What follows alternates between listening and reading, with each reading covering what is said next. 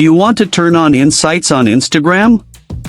You can view Instagram insights with just a few simple steps. But before starting, please like this video and subscribe to this channel for more tutorials and tips videos. I've also added some helpful tools and apps in the description. Check them out. To turn on insights on Instagram, first, open Instagram on your mobile device.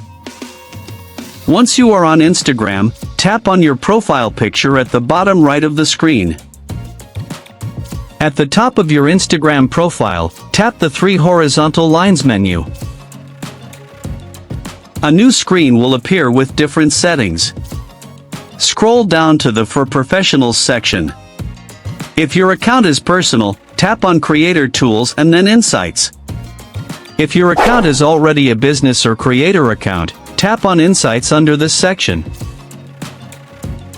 You can now view detailed analytics about your posts, stories, reels, followers, and overall account performance.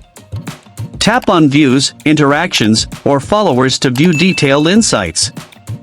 You can see the location of your new followers, their age, gender, and much more.